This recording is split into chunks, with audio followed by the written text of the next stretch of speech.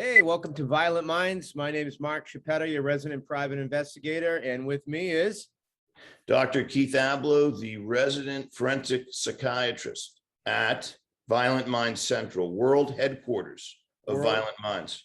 Well, we have two offices. One down here in the city of Champions, Brockton, Massachusetts, which is famous for Rocky Marciano, and one up in beautiful, affluent Newburyport, which is famous for Dr. Keith Ablow. I don't know that I define the town. And listen, the roots of Newburyport are not so much in the affluent high street neighborhood. They're really in shipping, in real shipping that took place here. And there are, unbeknownst to most town folks, still, there are tunnels underneath the town, large cistern tunnels. They don't know what they were for. I don't know how history forgets these things. It's only, it might be 200 years old or perhaps a little more, but they were either part of the Underground Railroad, or perhaps they were part of an opium trade, bringing opium under the streets from the harbor to the merchants on High Street. But in any case, yes, it has become a little pricey up here. It has. It's probably a better town then. Well, who's the most famous person to come out of there other than yourself, in the last 100 years? Wherever I go, I'm asked that question about wherever I live. Is there anyone else as famous as you? No, I'm only kidding. I'm not sure, actually, who the most famous I should learn this. I should Google it right now. But our last guest, David Sinclair, would say, don't Google unless you use Volta Wireless. But you'll probably, right. Which I still need to look into that. I just can't find a minute for myself. It seems like my agency lately has been very busy. A lot of cases coming in. Yeah, I did a good deed for a woman last week. She was she hired me, and she was looking for her brother, who she hasn't seen in years. So I charged her a very small fee, and I was able to connect her with her brother, who I found locally here in the city, awesome. In a rooming house.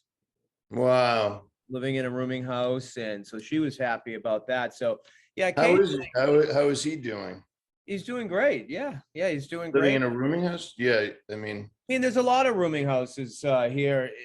And a lot of people, for whatever reason, seem to choose to live that way, and especially in today being like 3 degrees out is probably a good place to be. But yeah, I try to do some good deeds here and there. A lot of my cases are pretty heavy and pretty serious, but if someone calls me, finds me on the internet, similar to probably what you do, you probably gauge a client. If they call you and they need some help, you feel a little bit more, connected to them, empathetic towards their cause, and you kind of feel like you need to do so many of those things a year, just for that good karma to continue to flow. Oh, I never give anyone a discount. No, just kidding. I do routinely, because you're right. And I've often thought we should do another show, but first we got to have people watch this one, called Salvation, where you find people who have fallen through the cracks of life to such an extent that there seems to be no hope. And then we do everything needed for them to bring them back. Everything. Social services, find their relatives, go into their phone and say, listen, no more drugs for this guy, or we're going to find you. And so we rebuild lives. Whenever we're ready, we can start. Mr. Like Gandhi. You look like Gandhi. I look like Gandhi. So I'm going to tell you a funny story, and then you're going to talk about our guest who's waiting in the green room right now. So we're going to bring him on in like 5 minutes. So my son Max, who's kind of my actor child out of my 4 children, he likes the theater arts, which I tend to like as well. And we both are affiliated with Boston Casting here locally, and we get emails for casting for movies and commercials or whatever. And I just do it for fun. So before you say anything, just hear me out. So there's an email that comes through that says they're looking to cast for a TV show for someone that does participates in unique sports or unique activities, and they're looking to come out and talk about it, or that's how I interpreted it.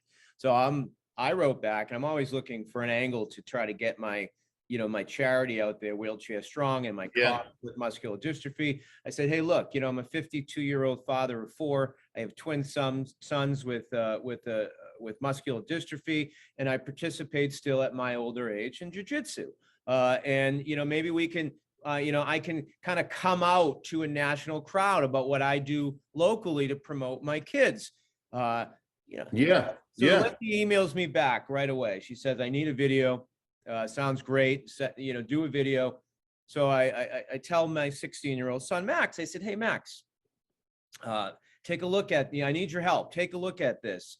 So he looks at the email and he goes, Dad, did you notice the email? Did you look closely? Do you have your glasses on? I said, no, why? He goes, well, the writing is kind of a rainbow flag behind the writing. It says coming out, and it's from there you go. It's from the producers of like Queer Eye of the Straight Guy. He goes, Dad, they mean coming out like you're gay. There you go. So I emailed the girl back, the casting director back, and I go, we might have been mistaken, but is this coming out like in a sexual nature? She goes, yeah, 100%. I said, well, I don't think my wife would be too happy about that. I totally misinterpreted it, but that was funny. That was a senior moment. A bit of a senior moment, but you're allowed. Just always look at the fine print and the rainbow flag. Could you imagine the casting directors are like, oh my God, we got a 52-year-old guy. He's got sons. He rolls around sweaty with a bunch of other guys, and he wants to come out. Gay. And he's gay. I know. I'm not going to put on my Freud hat, because I'd have to say maybe it wasn't a mistake and really think through what your sexuality is, but I'm not going there. Oh, wait, I just did. Right. Now, Freud would have something to say about that too. But in any case. Well, hey, if I'm not chasing fame enough to be able to, to cross over.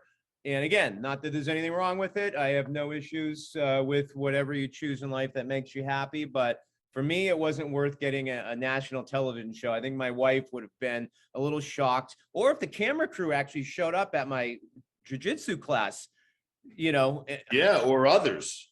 Right? We got bears and cubs and everything in the class. So you might also kindle some coming out amongst your jiu-jitsu class. Maybe there are others. Let's free everybody. Right. On that note, why don't you tell us who the guest is? All right. Bring him on in like 2 minutes. So David Mabardy is not only an incredibly intelligent and technologically adroit man, but he's also someone who embraces liberty. Some say, many say, to a fault. And we should let the audience decide, because this is someone who literally just will not surrender any iota of what he sees to be his freedom to the state. And that's a tough way to live. It has cost him dearly, and yet he clings to his philosophy and his way of seeing the world, which is that when you were given a birth certificate, your LLC, your corporation, was taken from you. You didn't ask for that birth certificate. You didn't ask for a social security number. You weren't looking to be a slave and promise to pay taxes for the rest of your life and let the government borrow against your lifetime earnings, which they do. They do an actuarial analysis, of course, using social security numbers. And they say, well, this is how much we got coming in taxes, so we can afford to borrow against you. He's having none of that. And it's intriguing. People, I think in these times when our freedoms are being threatened in so many ways, it's worth hearing from somebody who has a particular lens on freedom. It's a very high power lens. And so that's his story. David Mabardy. Let's bring Dave Mabardy on. He's coming right now. I'm admitting him. He's joining. Anybody can. Look at Dr. Keith Ablow. You look like Brad Pitt. Yeah. Yes. That's a good thing. Yeah. Welcome to Violent Minds. I'm Mark Chauppetta. I'm a licensed PI, 30 plus years, and you know Dr. Keith Ablow, and he's Yeah, told good me to a see you, lot brother. about you. Nice Yeah, to see you. I'm excited to hear about your story and everything. Keith, we'll let you kind of kick it off. Well, yeah, David, I already introduced you to our audience, and I said, here's somebody who in these times when our freedoms are threatened in so many ways, here's somebody who values freedom. Many people in your life would say you value it to a fault, right? Liberty. And yet yours is a lens trained on human rights and liberty that could be valuable to people right now when everything's threatened in terms of liberty and freedom and privacy. So can you tell us a little bit about your philosophy as regards the rights of man, your rights? Sure. Yeah, why not? Thanks, Keith. I mean, it's not that it's not much different than what libertarians might think. The philosophy of liberty, self-ownership, you own yourself, and the idea of most things that are surrounding that is the idea of property ownership. And this idea of privacy and property, I think it's a lot of times confused and mixed up in the minds of people. So, for example, privacy, let's say, I don't have anything to hide. Why do I need to be private?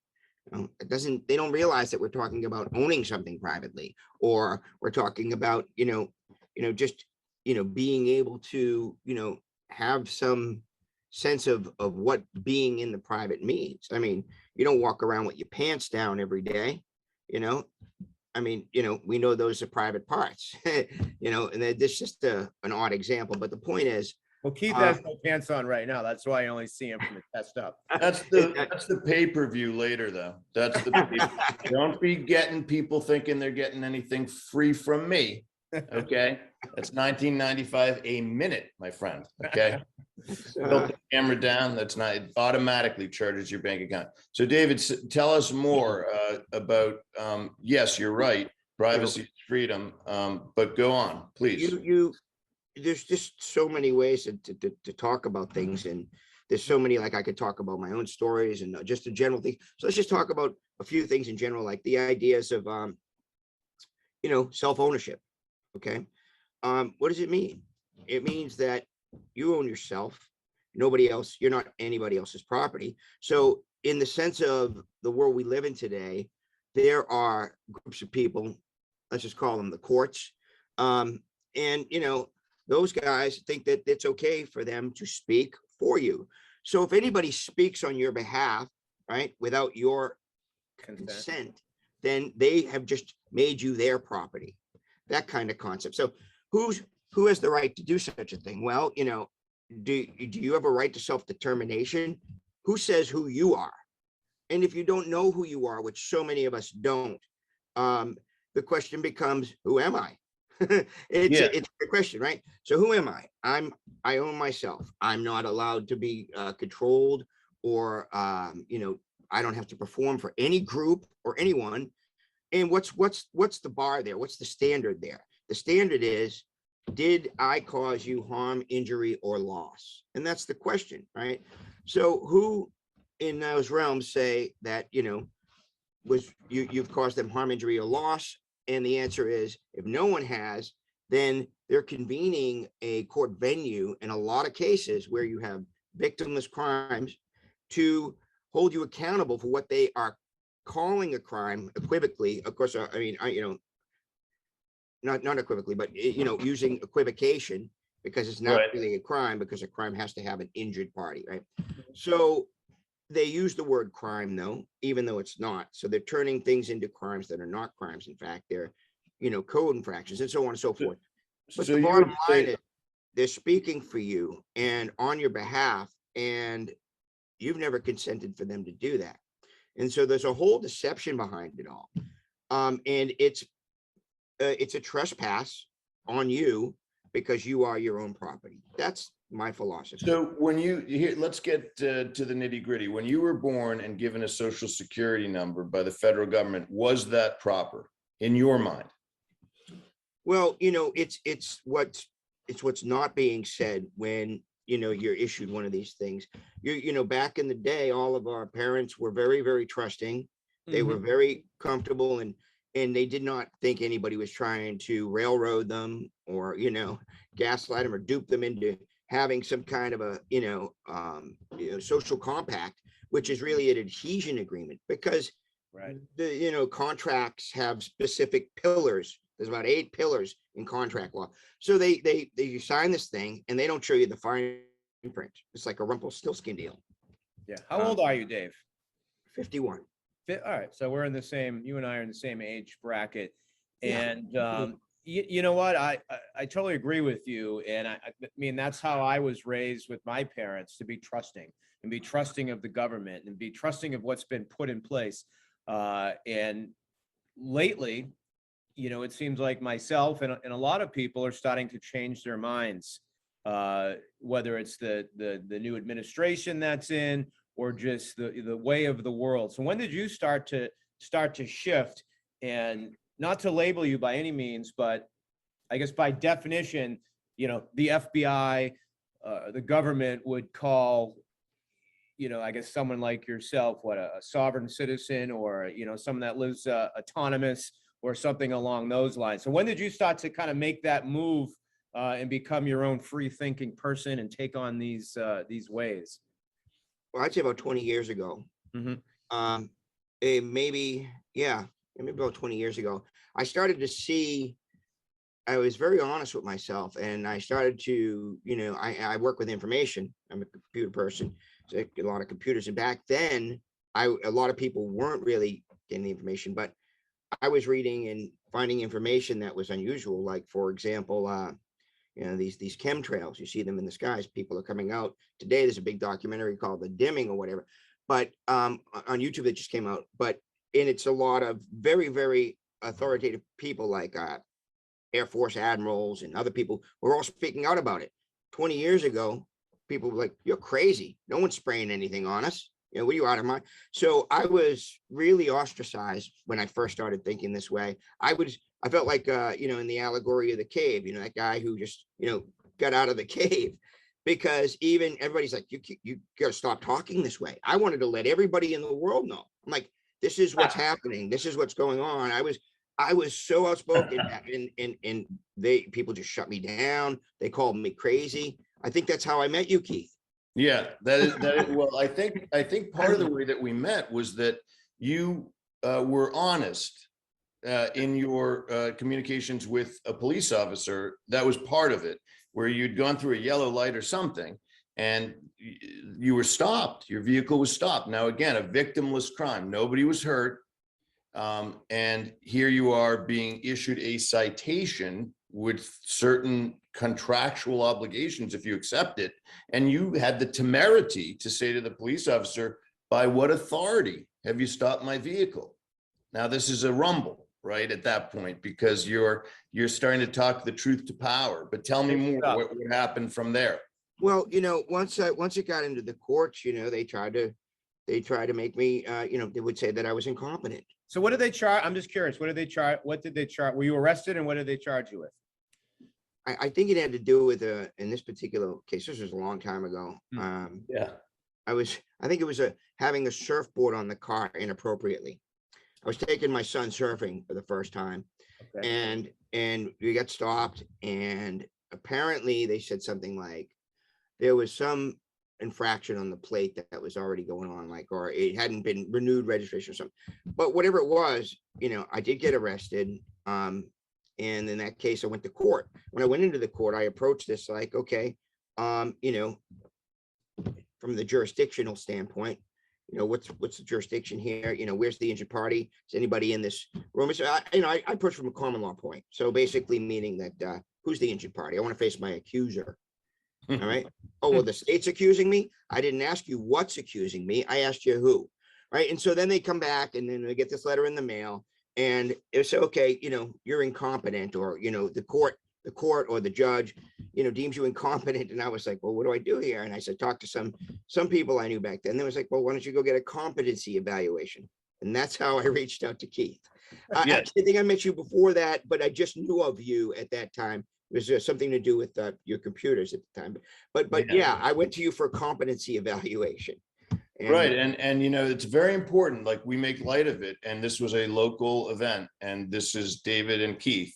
But in fact, if the government can say you're incompetent and insane, when, as I wrote in the report, Mr. Mabardy is not incompetent or insane, he is zealous about his ideas.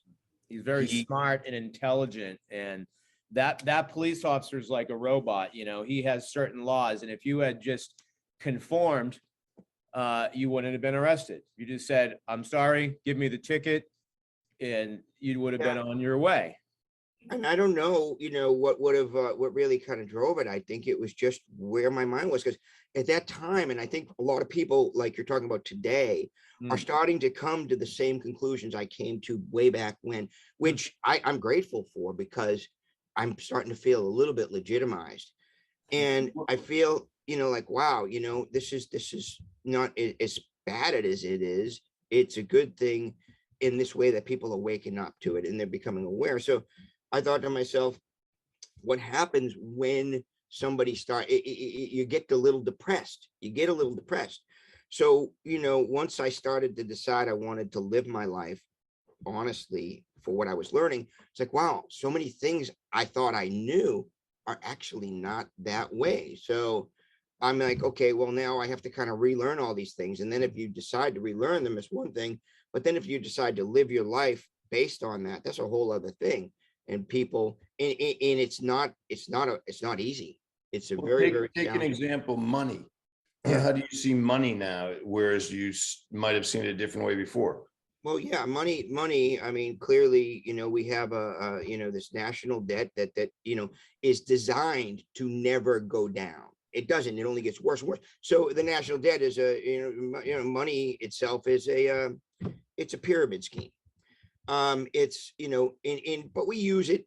I mean, we have to step back from this idea, but we use it as a medium in trade and bartering, whatever. But the bottom line is this: from the top down, money.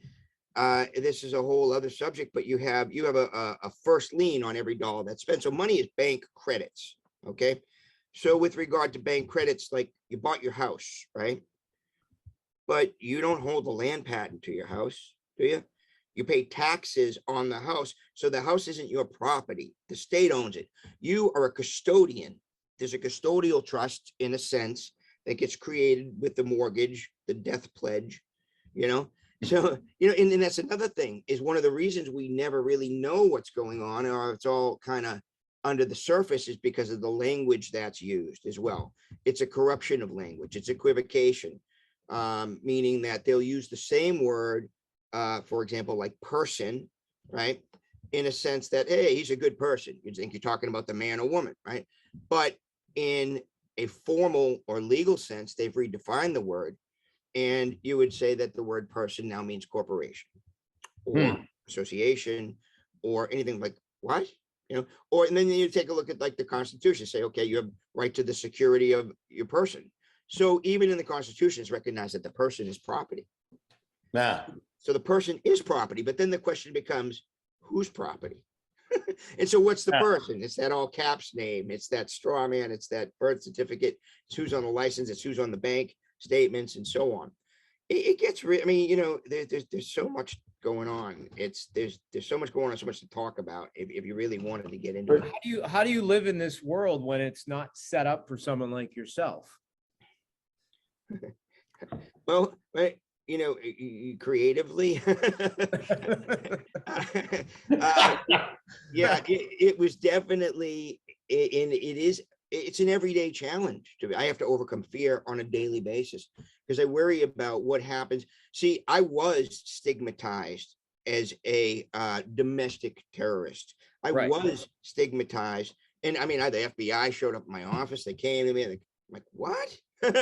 All because, you know, I just tried to file some papers in the county recorder's office, and they got, after 9/11, everybody was fearful. Everybody's scared.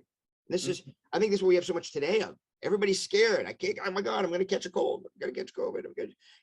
We're scared. And, you know, fear is important, but I mean, you got to have some faith, I mean, ultimately we're all going to die. What about that paperwork that you filed led them to say, oh, domestic terrorist? Okay, so they didn't want to file it, and Why?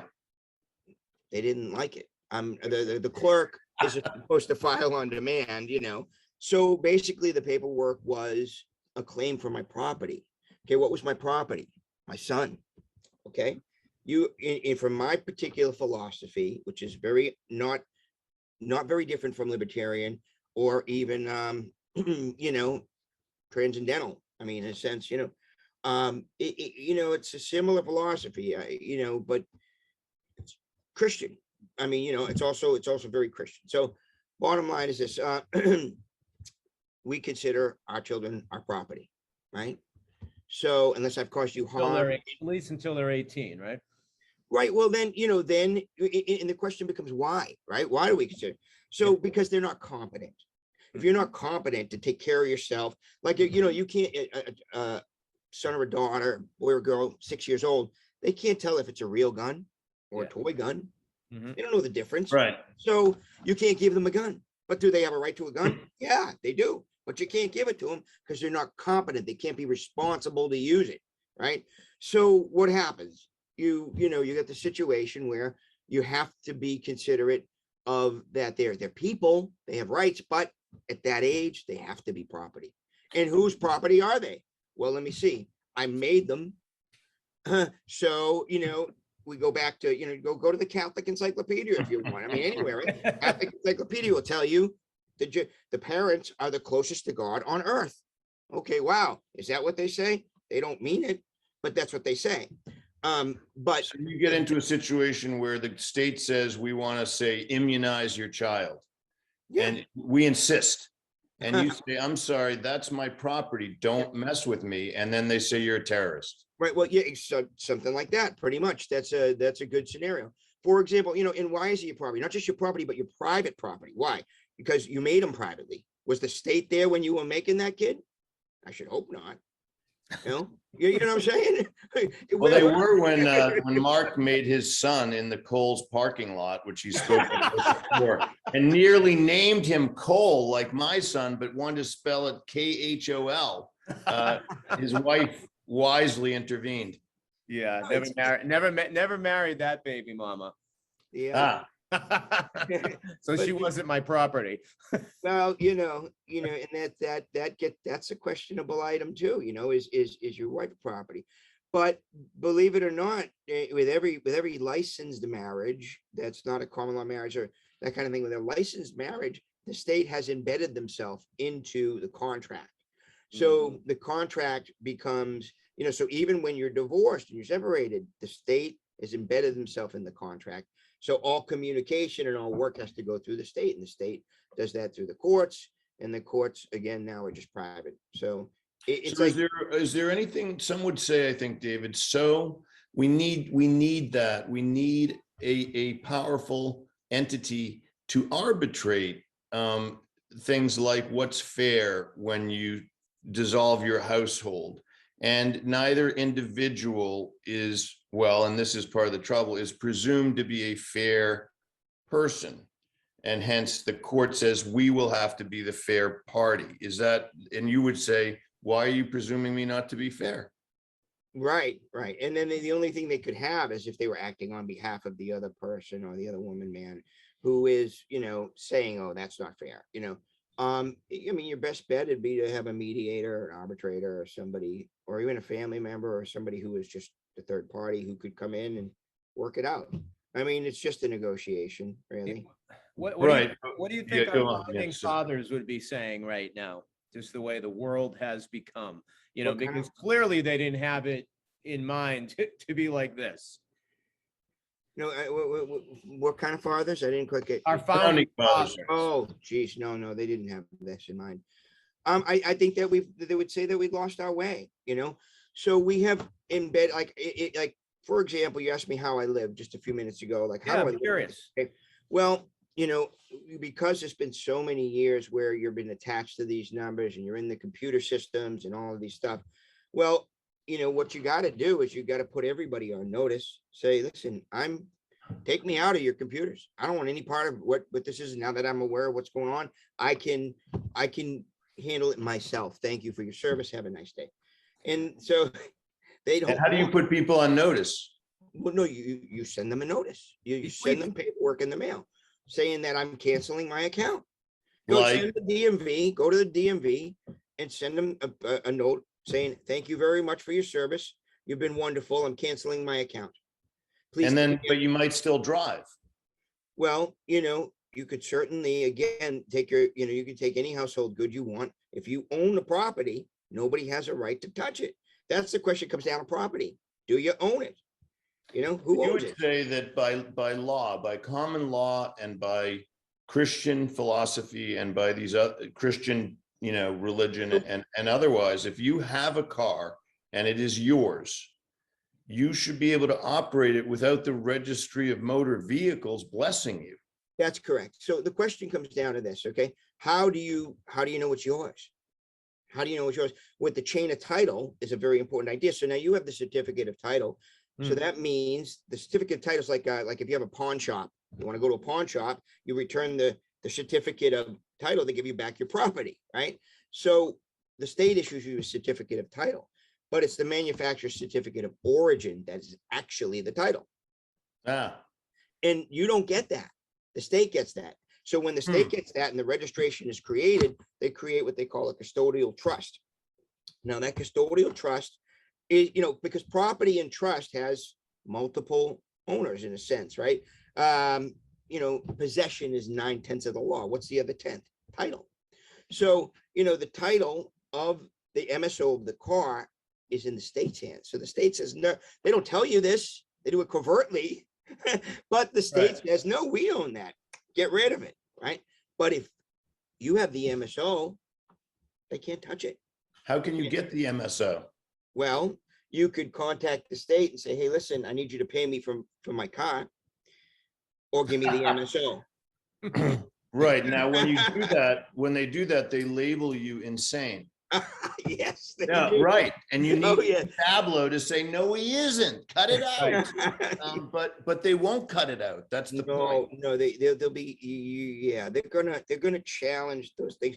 But with the Freedom of Information Act and things like that, there are ways for you to get them into a box or into a corner that will allow you to, and they're not gonna like it. Nobody wants that because you're toying with their $1 trillion wallet now. You can't do that. You don't do that. Don't touch their $1 trillion wallet. I mean, these are very, very, very powerful organizations, and it's it's not fun. It's not fun at all. I think we need the government in our lives in a small capacity, meaning at least for the checks and balances, so things don't spin out of control. Definitely, but I think too much in our lives now, and I think for someone like me who kind of sits on the fence, it's opening my eyes to a lot of different things. But I mean, you're clearly still somewhat on the grid. You're on a computer. You're zooming us. I see walls. Yeah. So how do I operate in a commercial capacity, right? Yeah. That kind of thing, right? Yeah. Right now, even though it's really against what I feel in my heart, through trust, through trust. So the trusts are because the person is a trust, because your properties are trusts, right? You can change roles in the trust, and you have that authority and the ability to do that. So now I'm the trustee, so when I sign anything, I have to qualify it. And if I'm against it and I sign it, I'll qualify it as non-assumpsit and under protest, so I qualify my signatures. I feel like I'm being forced half the time to use a social security number where I don't want anything to do with it. I don't need it. I would prefer the money now than in retirement. What do I need money later for? Let me worry about that. Right. So what, I can't make that decision? Well, no. And the other thing is, you could say that you would easily say, a separation of the idea of a social security number would be real easy as well. Because why? Because you were coerced into getting it. You didn't sign for it. You were a baby. Or, whenever it came about, for example, your parents gave it to you. I don't want it. Why are you putting so? It's like I'm not gonna wear that, plush, orange shirt. Right. I'm not gonna wear it, but no, you're gonna put it on me. You can put it on me, but I don't want to wear it. So we're Thought not you were getting up and getting an orange shirt. no. So So this got very serious, by the way, because the state essentially took your son. Well, that's what Yeah. I was gonna ask if you didn't mind asking a personal question. You mentioned your son a few times. How old is he? 16. 16. Okay. Yeah. Yeah. The state, with it, I hate to use the word the state, because it's a passive idea. It doesn't exist without anybody's hands moving it. So you need to have people who have intention and will to do something, right? Running in the capacity or under the guise of this protection racket. Okay. Who's the woman wearing the hard hat? You just saw someone walk by with a I hard mean, hat. I'm sorry, I was distracted by the woman in the hard hat. Is she in a hard hat or is it my? Not a hard hat. That's just. Oh, I see. It's a Winter hat. yarn hat. It's an equestrian hat. Yeah, it's a yarn hat. A yarn hat. Okay. She's getting me a little coffee. Got it. Okay. I ran Excellent. out. That's so nice. You guys start a little early and I ran out of coffee. And I'm like, But anyhow, it got very, Yeah. not to be too lighthearted about a serious topic, but it got very serious. It did indeed, because you were deprived the custody of your son. Well, so my son was born in jail. All right. And his mother she had difficulty with drugs. Now in jail in Framingham. Okay. They fed a pregnant woman methadone for 7 months. Okay. So my son was born addicted to methadone. Mhm. Right. Unbeknownst to me, I had no idea, and that, I knew at that time, I mean, this is part of how I became, how I am who I am today and the way I think. Why did I come? Because I witnessed what went on there. I used to go there 3 days a week and visit my pregnant girlfriend in jail for that whole year. And that's where this all kind of unfolded and happened. So when she came out, she was still addicted to methadone. And sadly, this is 16 years ago. So sadly at that time, when she came back to New Hampshire, she left the state, Massachusetts, they canceled her insurance and she couldn't get the methadone anymore. So rather than weaning her off of it, and I really do feel bad for her, they cut her off and she lost it. I mean, she snapped and she literally took the baby and went and found street drugs and did the street drugs, put the baby in harm's way. And me at that time, I was really a lot more ignorant to the things we're talking about now back then. And so, I had no choice. I had to hire a lawyer and, take the kid away, which was what we did do. So then I ended up raising him on my own for 10 years. And about 6 years in, I decided to school him at home or privately educate him. So I thought this was because, it was very challenging for me to, do what I do, run my business, work, take care of my son independently without any governmental support or anything like that. Because I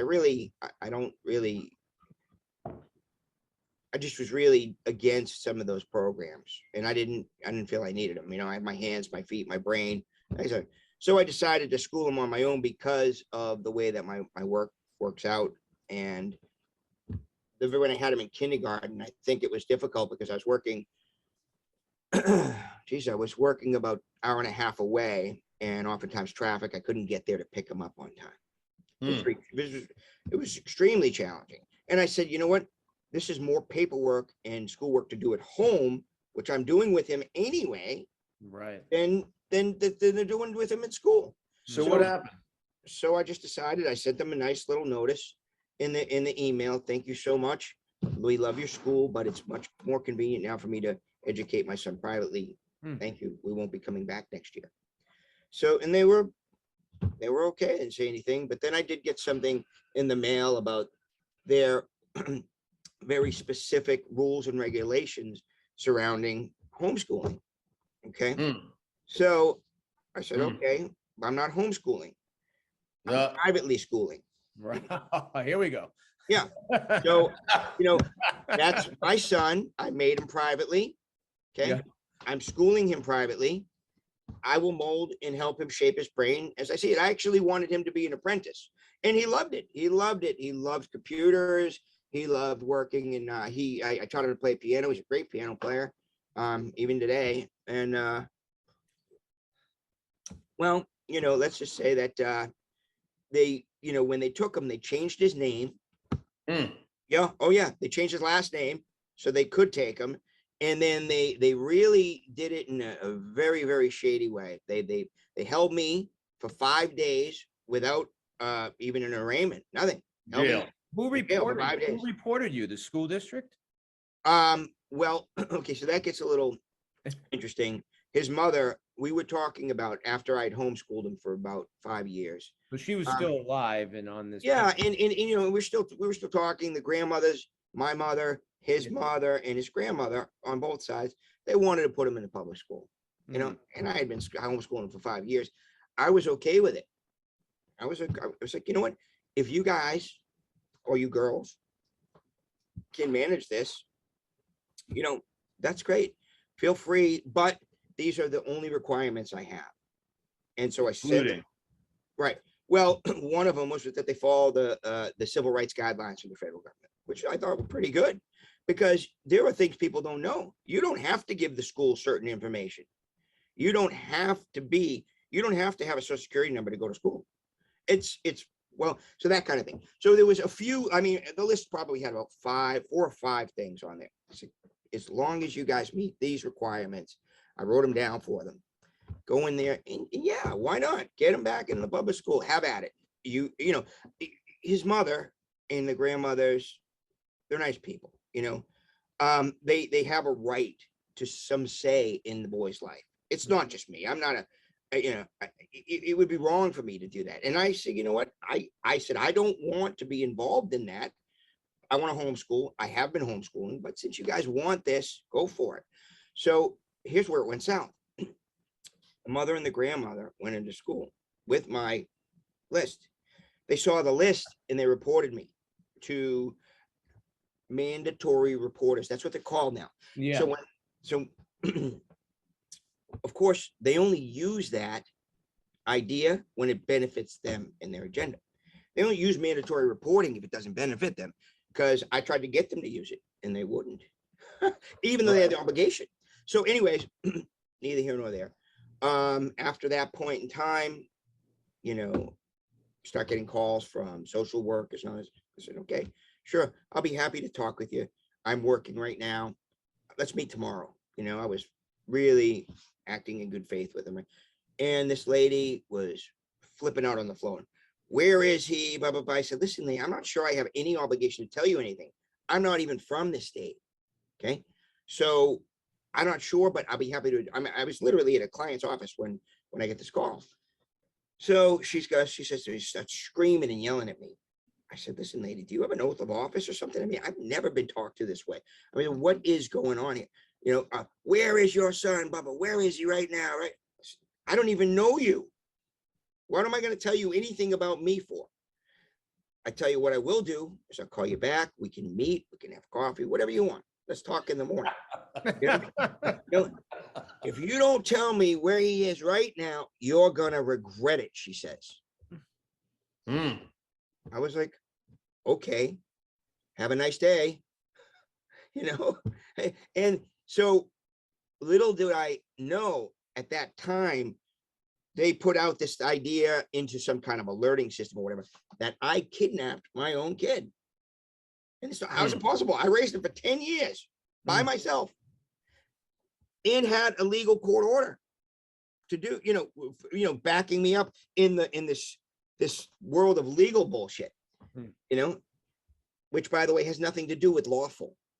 So to get back to your other question, I don't want to get too far into this, but yeah, you see where we only got like 10 more minutes. So let's, I'm You curious. see how all that unfolded, but you asked me, is it important to have some government? The answer is yeah.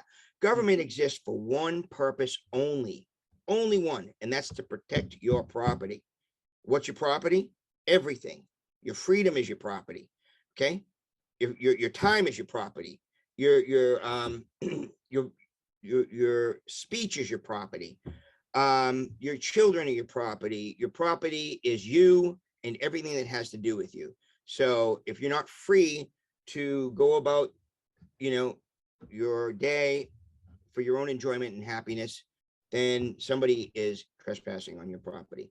Now, if you're volunteering that's different. And that's how they like, okay, so they're not really stealing, because most people are volunteering it unwittingly. Yeah, that's kind of like stealing. Volunteering unwittingly is like if you brainwash someone, and then you part of the brainwashing is give me all your land, and they do. That's like an incompetent person. So they're calling you incompetent when I'm incompetent because I'm going with the flow. I'm an insane person, therefore. Well, they want incompetence in a lot of ways. They promote it. They don't promote responsibility, because that's what they're kind of hoping for. I mean, our freedoms obviously are being taken away much more than they were, or maybe we're recognizing it more. But what happened, I guess, just quick in the cliff notes, so you haven't had contact with your son in 6 years? Would you have any type of, have you been able to? Okay, so I went to the courts, and when I asked them to do mandatory reporting for me. Yeah. Because the judge is a mandatory reporter, and I wish I could play the audio. he flat out lied on the record. Lied. I mean, and I do have a miscellaneous lawsuit, which was filed as a human rights violations for a lot of money, and it was filed into the federal court. But the point is, he flat out lied. He said straight up, no, I'm not reporting this. I said, I thought you were a mandatory reporter. Yeah. So let me ask you this, as a way of putting a kind of bow on this. David, what do you recommend? I mean, what advice do you give people? Because to live life as you are living it is extraordinarily difficult and painful. What do you tell people if they say, look, I'd like to be free, not just think I am. I'd really like to be free. And what would you say? Would you say, do it? Do like, Yeah, I would say, be courageous, be honest with yourself, and, live your life, as whole as you can be within yourself. So, not everybody needs to, take everything on at once, but start to correct.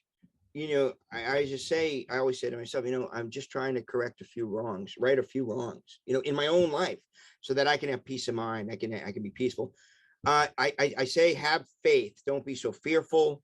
You need to have some courage, and you can't change the world. You're not gonna. You can't be mad at the world if you're going to participate, and you should definitely, if you can, try to live as close to what those ideals are, and the other thing is that people should know is that for hundreds of years, or for at least for a very long time, these ideals, these conservative principles and ideals, they're well settled in the Bible and in other religious forms that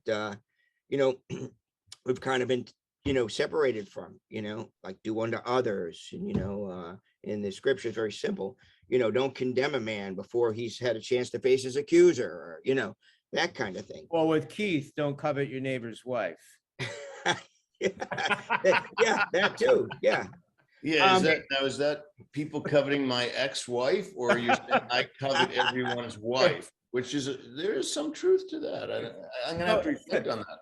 So it's hard to, I guess, conform 100%, which obviously you haven't, because we're talking to you. Otherwise, you'd be living in the woods somewhere on state property or someone's land, and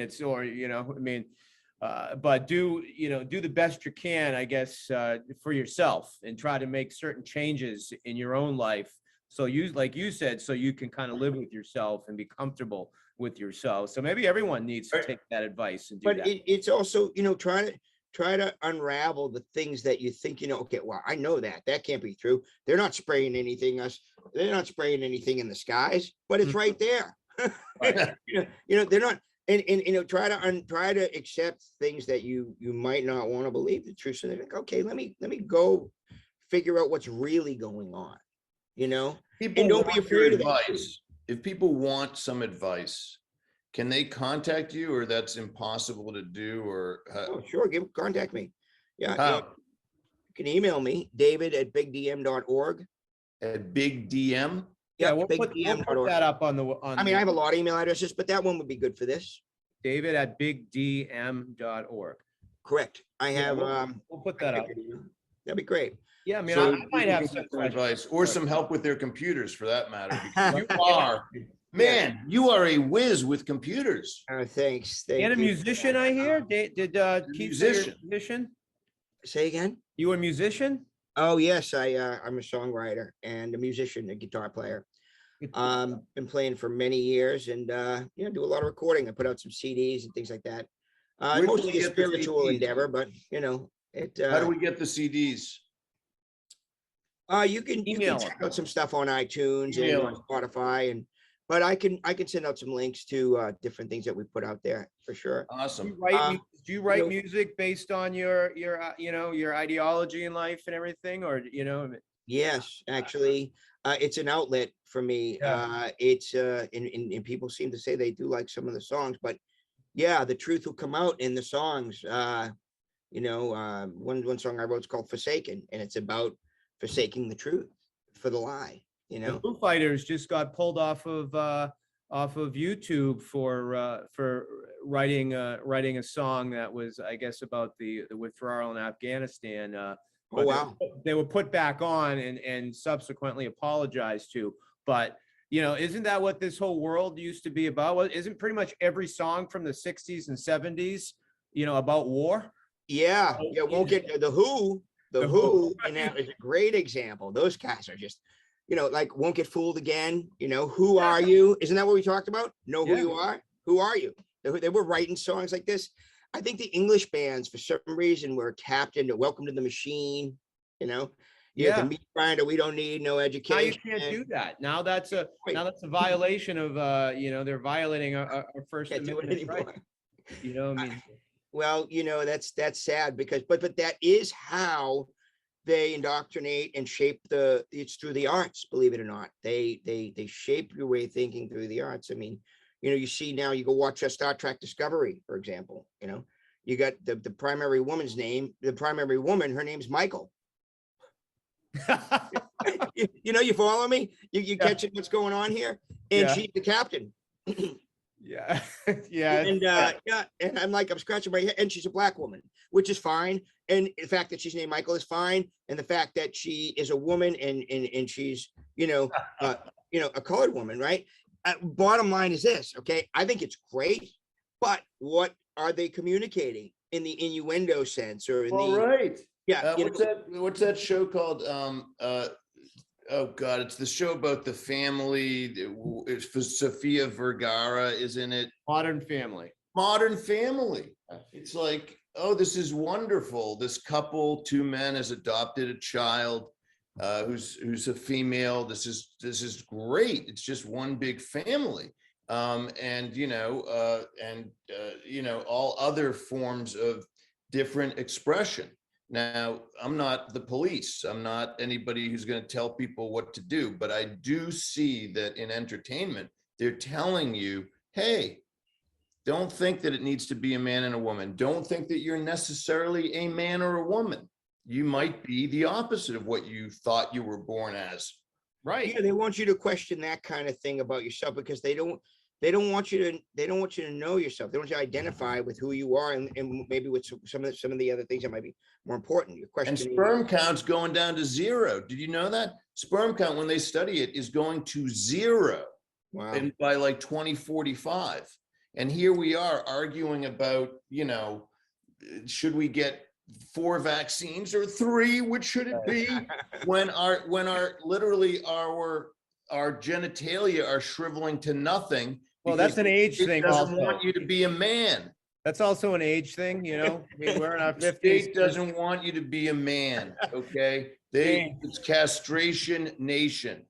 I gotta let you go because we gotta wrap up. We gotta keep the show under an hour. I want to have you on again. David Mabardy for president. David Mabardy for president. Screw the rest of You these kind of clowns. look a little bit like you kind of look like Peter Brady a little bit. Oh, thanks. Did I ever tell you that? I just need Alice now. I mean, You know what, Peter? When it's time to change, you got to rearrange. Remember that? oh, When he the used vo- to yeah, I remember that episode. He had the voice thing. his voice was Voice cracking. was changing. Yeah, right. So maybe that's your motto. When it's time to Now I change, remember you got to that. rearrange. Yeah, this is the first time I've ever been on a podcast, and I was really a little bit, nervous about it. I Right. don't speak in public like this. It's not something I do because oftentimes people would have ostracized me or whatever and, call me crazy. So if people ask, like Keith was kind enough to invite me, and, I thought, well, yeah, maybe it's time I start speaking up. And Oh, it goes beautiful, back but- to what you said, that you have to trust the source and you trust Keith. So that's what brought you on. So I want God to help you. yeah. God help him. Trust me. Thanks, Keith. I want to thank you for coming on. We're going to have you on again. And Keith, you hang on. David, thank you so much. We'll put your email on the podcast. We'll get it out to you when it's done. And hang in there, my friend. And, All right. We'll talk to you soon, maybe. Thanks. Great All right, you talking. can log off there, sir. Thank you. Okay. All right. Keith, you there? Yeah. Hi. That was interesting, huh? Yeah, I like him. Just can't use one word he used in today's world. What was that? He referred to someone as a colored person. There you go. Right. Yeah, I mean, Right. and again, it's an offensive word, So I mean, I guess Supposed to be, I guess. Yeah. yes, I I'm. didn't know that actually. Yeah. Color. Yeah, I guess I did know that. Yeah. You didn't know that? Yeah, I mean, Colored person. Yeah. He's, it is yeah. about- It's just gone so out of fashion that it wouldn't even occur to me to use it. And so I guess that they must have. well, it's an old school term, like Yeah. like my parents would have referred to someone that way, or in today's society, you may not Like use it as- homo. yeah, you may not use it as an offensive word, Yeah. but if it offends people, then you have to be a better person and not use certain words. And but that being said, it must be a tough way to live for him. And I'm curious Awful. to find out about his son, or if the people that adopted his son have allowed him back into his son's life, or if he's waiting until his son is 18 years old, because I know that son probably has a ton of memories. He's obviously a very bright guy and was a very hands-on parent, but and again, we only know bits and pieces. I don't know all the details. So, but Yeah. he certainly seems I mean, I don't know, what do they call it? You'd have to be like a nomad or something, right? If you're going to completely Well, be off the grid. Yeah, he is official. Yeah, he's living off. Yeah, he's officially sort of living off the grid. He has no official address. He doesn't. He doesn't have a car registered under his name. He So drives what other do you do? Do people's you cars. hook up with someone that has the address, or someone that has the car, and you essentially use that person to try to keep your autonomy, so to I speak? think that's part of. Yeah, I think that's part of the formula. Yeah. It has to be. It Yeah. has to be. There's obviously walls there, and based on what he was saying, that those walls are taxed in in people, Exactly. and there's a record of where he is, a record of where someone is, but maybe not a record of where he is. Right. And when you pay him, he will, he will accept, dollars. He will accept dollars. But if you said, I'd rather not, do you have anything else? He would say, well, if you have any of my currency from my organization, I would accept that. You might accept food or as a payment, or a bartering service, or clothes, or something else that helps him survive day to day. I mean, that's how they used to do it. Absolutely. And I think he would say, yeah, if you, that's why I think he likes Bitcoin. He sees the glimmerings of a different world in But- things like Bitcoin. But the government's, got their hands on that now too. So, ultimately, I mean, is he into, what's that? We got to wrap up in a second. What's that other stuff there? Like the NFTs, like, I mean, so That would appeal to him, or Cloud Coin. He likes, he doesn't hate Cloud Coin. I introduced him to Cloud Coin, which is, it's not on blockchain. So the guy who invented Cloud Coin specifically said, well, blockchain is the ultimate tracing. It's everything is cataloged according to mini contracts. So let's have no blockchain, just a distributed set of servers. We'll have 50 people have servers. It's all reproducible, and everything's, you know, codified, if you will, on those servers. But the government can't, they don't know who has those servers. They can't get those servers. What you did as in terms of exchanging goods and services is untaxed. I think people are gonna like the interview. Let's get him back on again. Let's wrap up. Yeah, I would love to. I want you to hang on. So I want to thank everyone for tuning into Violent Minds. Myself, Dr. Keith Ablow. If you're following our podcast, you'll see all the information that my son Troy, who does an awesome job editing, puts up there in order to contact us. You can also get us on DBNA television. So on that note, everyone, at least here in the Northeast, stay warm. And we'll be back. Stay warm, stay safe, and stay yourself. That's right. Take care, everyone.